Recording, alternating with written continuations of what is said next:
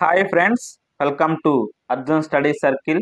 ఈరోజు 7th class general science chapter number 11 కాంతి ఈ పాఠాన్ని కంప్లీట్గా నేర్చుకుందాం. వీడియోని ఎండ్ వరకు చూడండి. ఈ పాఠానికి సంబంధించిన విషయనిష్ట ప్రశ్నలకు కూడా చివరిలో సమాధానాలు ఇవ్వడం జరిగింది.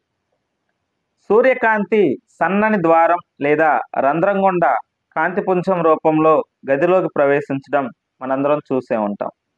టార్చ్ లైట్ నుండి కూడా కాంతి పుంజాన్ని చూడవచ్చు. కాంతి రుజుమార్గంలో ప్రయాణిస్తుంది. రమేష్ వెలుగుతున్న కొవ్వొత్తిని మొదట నిటారుగా ఉన్న గొట్టం గుండా, తర్వాత వంపుగల గొట్టం గుండా చూశాడు. వంపుగల గొట్టం గుండా కొవ్వొత్తి కాంతిని చూడలేకపోయాడు. కారణం, కాంతి రుజుమార్గంలో ప్రయాణిస్తుంది. కాంతి పరావర్తనం. కాంతి దిశను మార్చడానికి దానిని మెరిసే తలంపై పడేలా చేయడం ఒక మార్గం. ఉదాహరణకు, ఒక మెరిసే స్టీల్ ప్లేటు లేదా ఒక మెరిసే చెంచా కాంతి దిశను మార్చగలదు. నీటి ఉపరితలం కూడా దర్పణంలా పనిచేసి కాంతి యొక్క మార్గాన్ని మార్చుతుంది. ఏవైనా నునుపైన లేదా మెరుస్తూ ఉన్న ఉపరితలం దర్పణం వలె పనిచేస్తుంది.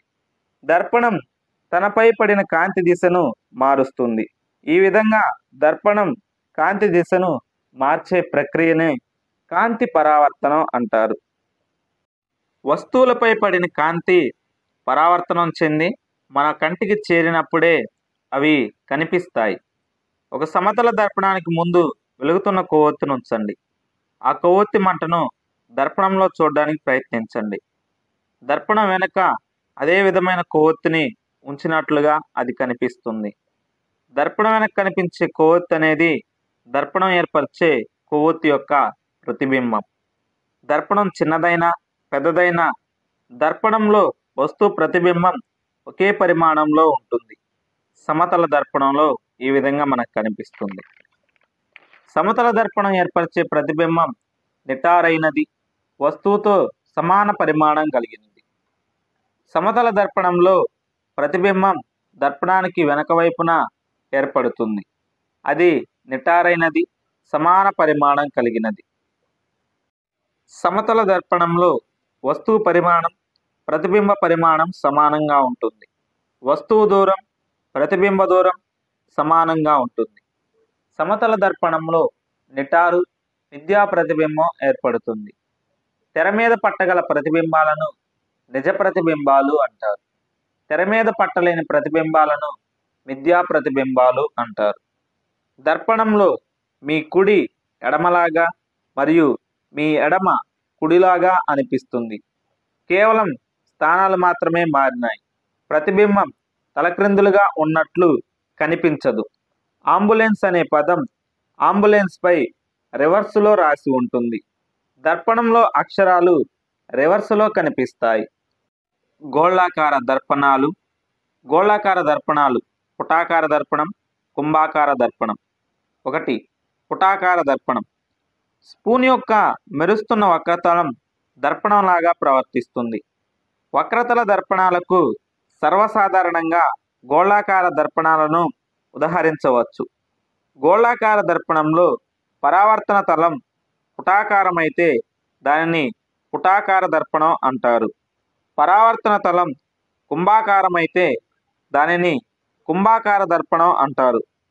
స్పూన్ యొక్క లోపల భాగం పుటాకార దర్పణంలాగా కనిపిస్తుంది. అలాగే వెలుపలి భాగం కుంభాకార దర్పణంలాగా పనిచేస్తుంది. బంతిని 2 ముక్కలుగా కోసినప్పుడు లోపలి భాగం పుటాకారం, వెలుపలి భాగం కుంభాకారం అవుతుంది. పుటాకార దర్పణం సూర్యుని నిజ ప్రతిబింబాన్ని ఏర్పరచుట. ఒక పుటాకార దర్పణాన్ని తీసుకొని సూర్యునికి ఎదురుగా పట్టుకోండి. దర్పణం నుంచి పరావర్తనం చెందిన కాంతిని పేపర్ మీద పడేలా చేయండి. కాగితంపై ప్రకాశవంతమైన చిన్న బిందువు ఏర్పడుతుంది. ఈ ప్రకాశవంతమైన చుక్క వాస్తవానికి సూర్యుని యొక్క ప్రతిబింబం. ఈ ప్రతిబింబం తెరపై ఏర్పడిందని గుర్తించండి. తెరపై పట్టగలిగే ప్రతిబింబాన్ని నిజ ప్రతిబింబం అంటారు. పుటాకార దర్పణం వల్ల ఏర్పడే ప్రతిబింబం పరిమాణంలో చిన్నది లేదా పెద్దదవటం మనం చూడవచ్చు. ప్రతిబింబం నిజ లేదా మిథ్యా ప్రతిబింబం కూడా అవుతుంది. పుటాకార దర్పణాలను వివిధ రకాలుగా ఉపయోగిస్తారు. కన్ను, ముక్కు, చెవి మరియు గొంతు డాక్టర్లు రోగులను పరీక్ష చేయుటకు పుటాకార దర్పణాలను ఉపయోగిస్తారు. దంతవైద్యులు కూడా దంతాలను పెద్దవిగా చూచుటకు పుటాకార దర్పణాలను ఉపయోగిస్తారు. టార్చ్ లైట్లలో, కార్లు, స్కూటర్ల హెడ్లైట్లలో పరావర్తకాలు పుటాకారంగా ఉంటాయి. పుటాకార దర్పణంలో నిజ ప్రతిబింబం ఏర్పడుతుంది, మిథ్యా ప్రతిబింబం కూడా ఏర్పడుతుంది. అది ఎప్పుడు ఏర్పడుతుంది అనేది మనం జాగ్రత్తగా చూసుకోవాలి. కుంభాకార దర్పణం. కుంభాకార దర్పణంలో ఏర్పడే ప్రతిబింబం నిటారు, మిథ్యా ప్రతిబింబం. వస్తువు కన్నా పరిమాణంలో చిన్నదై ఏర్పడుతుంది. రియర్ వ్యూ మిర్రర్గా కుంభాకార దర్పణాలను ఉపయోగిస్తారు. డ్రైవర్ పక్కన ఉపయోగించే దర్పణాలు కుంభాకార దర్పణాలు. కుంభాకార దర్పణాలు ఎక్కువ విస్తీర్ణంలో విస్తరించిన వస్తువుల ప్రతిబింబాలను చిన్నవిగా ఏర్పరచగలవు. అందువలన అవి వాహన డ్రైవర్లకు వెనుక వస్తున్న వాహనాలను గమనించుటలో సహాయపడతాయి. కుంభాకార దర్పణం గుర్తుండాలంటే రియర్ వ్యూ మిర్రర్గా కుంభాకార దర్పణాన్ని ఉపయోగిస్తారనే ఎగ్జాంపుల్ గుర్తుండాలి. కటకాల వలన ఏర్పడే ప్రతిబింబాలు. భూతద్దాన్ని చిన్నగా రాసిన అక్షరాలను చదవడానికి ఉపయోగిస్తారు. దీనిని బొద్దింకలు లేదా వానపాము వంటి శరీర భాగాలను పరిశీలించుటకు కూడా ఉపయోగిస్తారు. భూతద్దం నిజానికి ఒక రకమైన కటకం. కటకాలను కళ్ళద్దాలలో, దూరదర్శినిలో, సూక్ష్మదర్శినిలలో విరివిగా ఉపయోగిస్తారు. ఏవైతే మధ్యలో మందంగా ఉండి అంచుల వద్ద పలుచగా ఉన్నాయో వాటిని కుంభాకార కటకాలు అంటారు. ఏవైతే మధ్యలో అంచుల కంటే పలుచగా ఉన్నాయో వాటిని పుటాకార కటకాలు అంటారు. కటకాలు పారదర్శకంగా ఉండి వాటి గుండా కాంతిని ప్రసరింపచేస్తాయి. కుంభాకార కటకం కాంతి కిరణాలను కేంద్రీకరిస్తుంది, అనగా ఒక బిందు వద్ద కలుసుకునేటట్లు చేస్తుంది. కాబట్టి దీనిని కేంద్రీకరణ కటకం అంటారు. పుటాకార కటకం కాంతి కిరణాలను వికేంద్రీకరింపచేస్తుంది, దూరంగా బయట వైపు ప్రయాణింపచేస్తుంది. కాబట్టి దీనిని వికేంద్రీకరణ కటకం అంటారు. కటకం వల్ల ఏర్పడే ప్రతిబింబం వస్తువుకు రెండో వైపు ఏర్పడుతుంది. కుంభాకార కటకాన్ని భూతద్దంలాగా ఉపయోగిస్తారు. కుంభాకార కటకంలో నిజ, తలక్రిందులైన ప్రతిబింబం ఏర్పడుతుంది. వస్తువును కటకానికి మరీ దగ్గరగా ఉంచినప్పుడు నిటారు, మిథ్య, వృద్ధీకరణ ప్రతిబింబం ఏర్పడుతుంది. పుటాకార దర్పణం యొక్క లక్షణాలు, కుంభాకార కటకం యొక్క లక్షణాలు ఒకే విధంగా ఉంటాయి.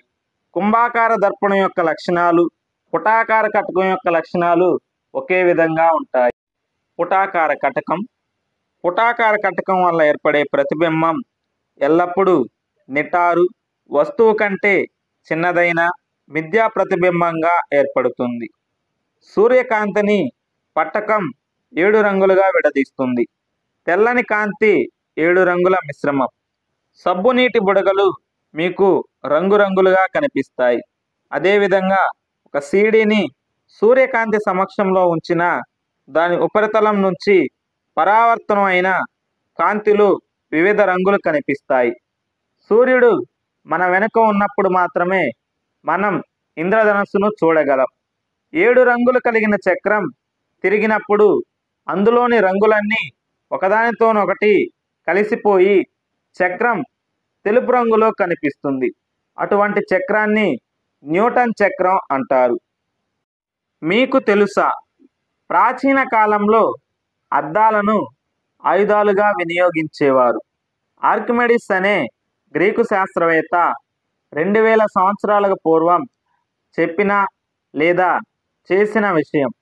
గ్రీసులో తీర ప్రాంతం అయిన సిరాక్యూస్పై దాడి చేసినప్పుడు ఆర్కిమెడిస్ దర్పణాలను అమర్చారు. వాటిని ఎలా కదిలించినను సూర్యకాంతి వాటి నుండి రోమన్ సైనికులపై పడే విధంగా అమర్చారు. వారి మీద పడిన సూర్యకాంతితో వారు అబ్బురపడి ఏమి జరుగుతుందో అని తికమక పడేవారు.